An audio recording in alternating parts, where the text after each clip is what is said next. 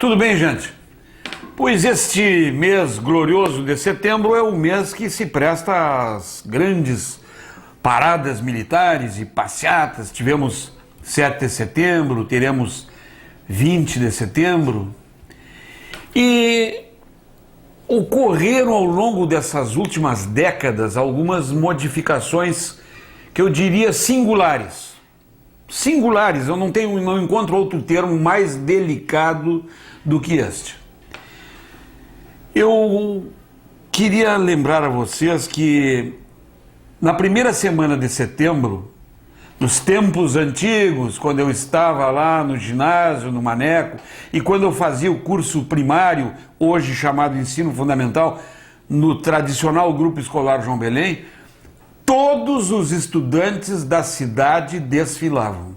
Não era assim, o colégio tal, 20 alunos, assim como se fosse uma delegação do colégio. Não, senhor, era obrigatório o desfile. Naquele tempo a Rua do Acampamento tinha a mão inversa da atual. Os desfiles começavam lá na Pinheiro Machado e lá no Colégio Centenário. E desciam a avenida até a Gare da Aviação Férrea e com o público superlotando as calçadas da Rua do Acampamento e da Avenida Rio Branco dos dois lados.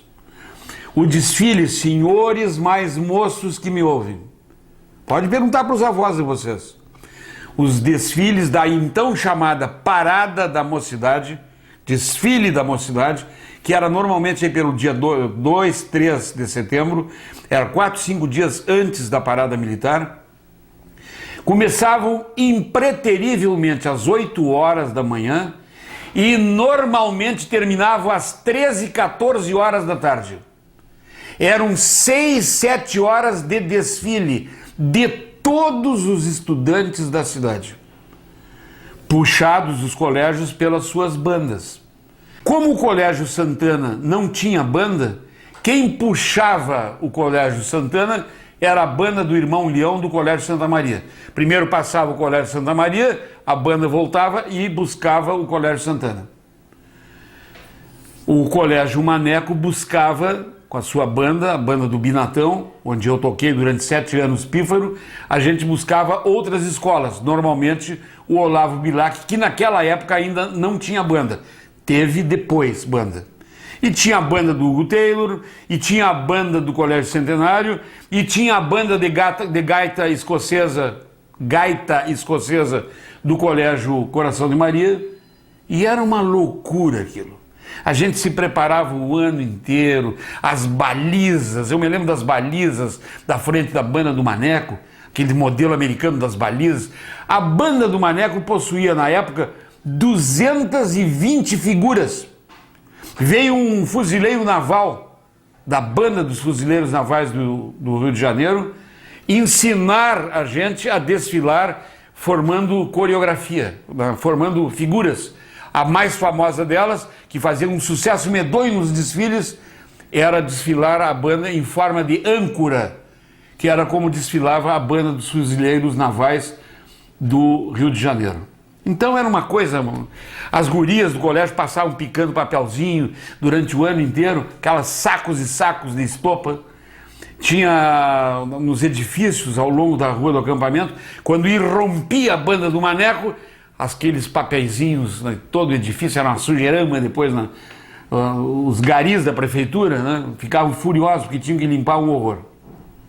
O padre Rômulo Zanchi, que era o diretor do Maneco, ele exigia que a gente apresentasse até o dia 7 de setembro, até a Semana da Pátria, o boletim. A gente ia lá, aquela fila de alunos da banda, e apresentava o boletim e ele olhava. Tinha que manter média mínima 7 para ter o direito de tocar na banda. Tinha que ter o dever de ter média mínima 7. Então, quando a banda do Maneco a gente passava, o povo da cidade sabia que ali na banda não iam os mais vagabundos, não. Ali na banda ia a elite intelectual do colégio. Ali iam os melhores que, devido ao seu desempenho intelectual, tinham adquirido o direito, a honraria de tocar na banda. Era uma criação da época do Estado Novo, sabe? A parada militar, o desfile militar, que era chamado também de Desfile da Primavera. Era uma criação do estadista, o presidente, o doutor Getúlio Dornelles Vargas. E isso se perpetuou durante anos e anos. Depois a coisa foi ficando no esquecimento e esse desfile puramente estudantil parou, não é? Deixou, ninguém mais se entusiasma com o seu colégio.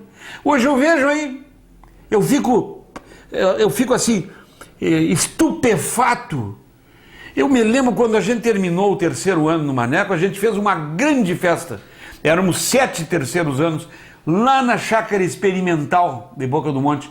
Todos os alunos, todos os professores, com cantos, com músicas, fotografias, eu tenho tudo lá, as fotografias.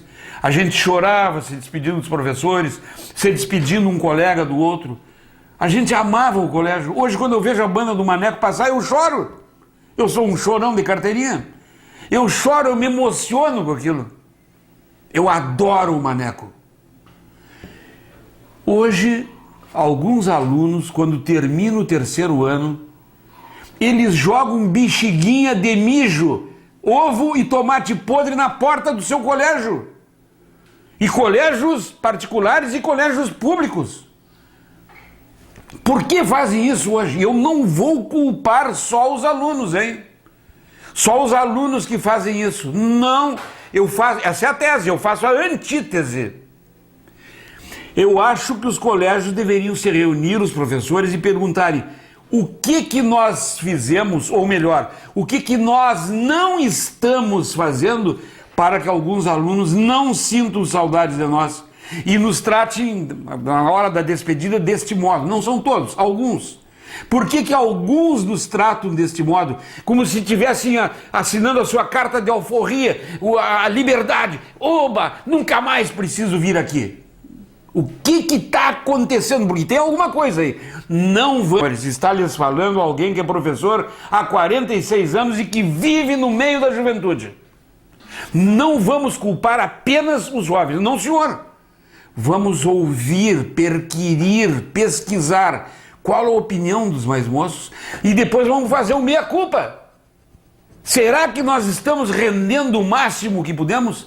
Será que nós temos o talento suficiente para encantar, para cativar uma turma de 40 alunos? Porque não é fácil ser professor hoje. Aliás, nunca foi, mas hoje, sobremaneira, não é. Eu estou dizendo para vocês o seguinte, eu sempre fui extremadamente disciplinador, mas eu nunca mandei um aluno meu para o SOI, eu nunca mandei chamar pai de aluno em casa. Eu fecho as portas e janelas da sala e a gente resolve ali dentro.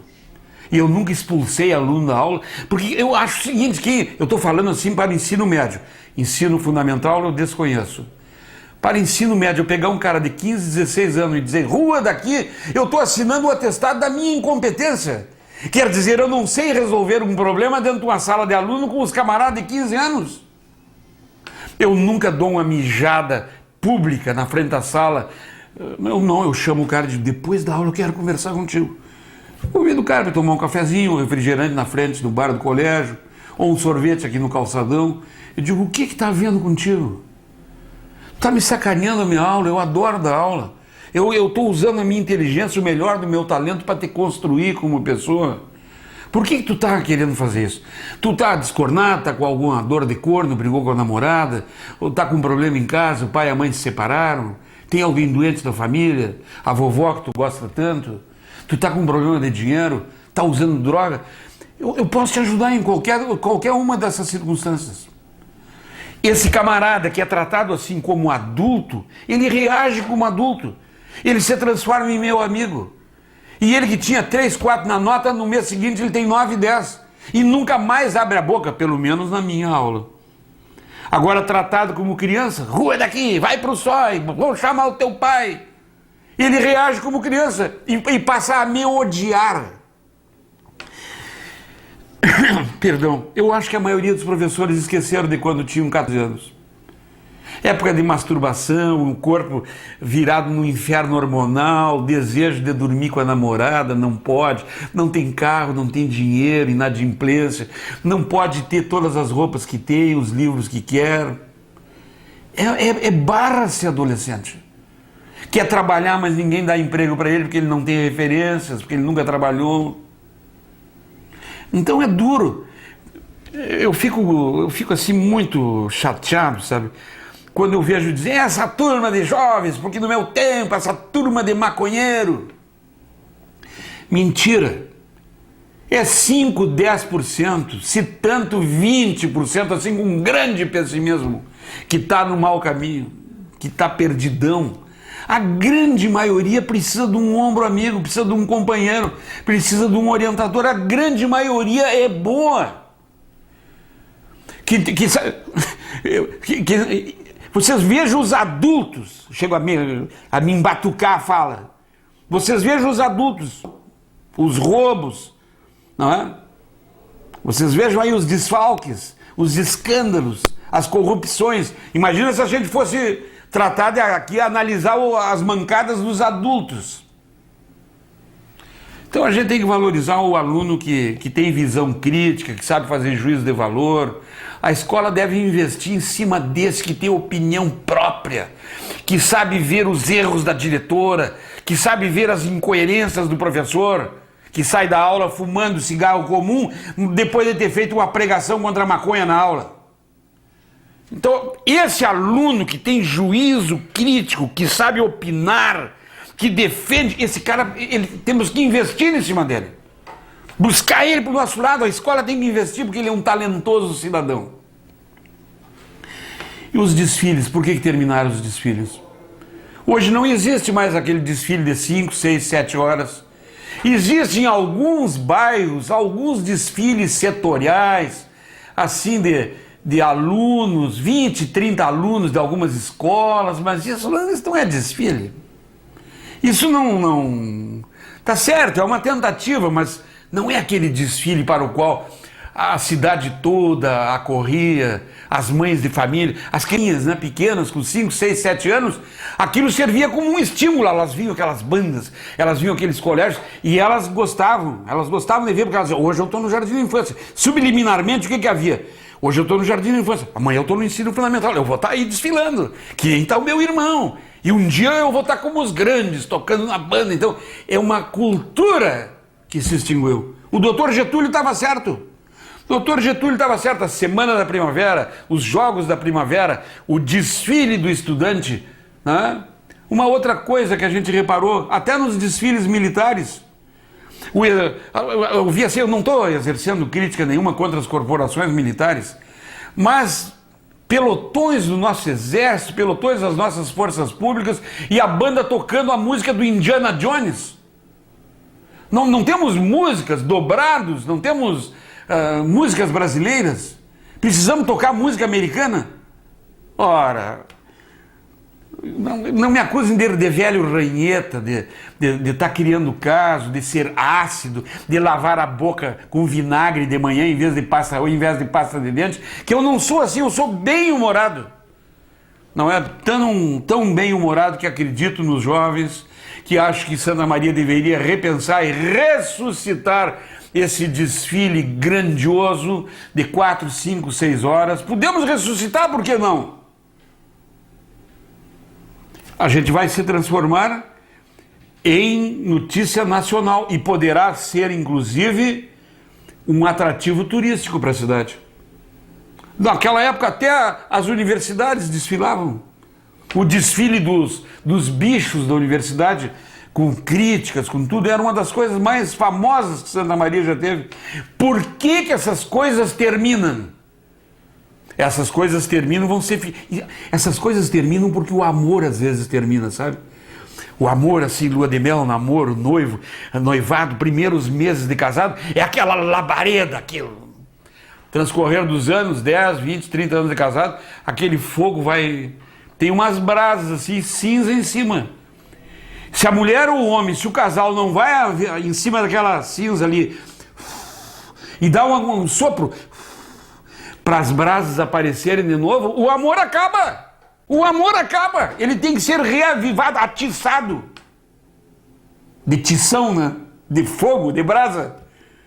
Quem sabe existe esse desejo no meio dos estudantes e está com essa cinza por cima, subjacente, assim, subalterno embaixo, ainda pulsando esse desejo nos jovens, como pulsa no amor das pessoas de meia idade. Quem sabe o senhor que é das autoridades da cidade, quem sabe o senhor que centraliza poder, centraliza capital e que me ouve, o senhor não se deixa tocar, não está com a mente aberta agora e se deixa tocar por essa ideia minha e quem sabe o ano que vem o senhor, depois de ter assoprado esta cinza, a gente começa a fazer, quem sabe aos poucos, os primeiros anos não serão como os de antigamente, mas quem sabe que de primeiro a cidade estudantil, a cidade universitária faz jus a esse título e a gente tem um grande desfile de estudantes precedendo o desfile militar. Eram as minhas ideias, eram as minhas cogitações, eram as minhas sequelas no bom sentido de um tempo que eu acho que pode voltar. Por que não se trata de ser saudosista? As coisas boas dos tempos antigos, elas merecem ser ressuscitadas. Porque a gente só adquire cidadania e independência, respeito no concerto das nações, no dia que ao invés de tocar coisas, de fazer no colégio festa de Halloween, que é uma coisa que não existe no Brasil, que não nos diz nada, ao invés de fazer coisas estrangeiradas, a gente faz patriotadas, a gente faz coisas nossas, que podem não ser as melhores do mundo, mas são as nossas coisas. Por que o desfile de 20 de setembro é o desfile onde o público vai em maior quantidade? Por quê? Porque é uma coisa nossa, que pulsa dentro do nosso peito, é a nossa história viva. E o povo vai. O povo se sente sensível a isso. O senhor promete que vai pensar sobre isso? Promete? Ah, bom. Se promete, eu termino aqui. Lhe desejando ao senhor e a todos que tiveram a caridade de glória alta e compreensão entre os homens. Um abraço, um beijo, tchau.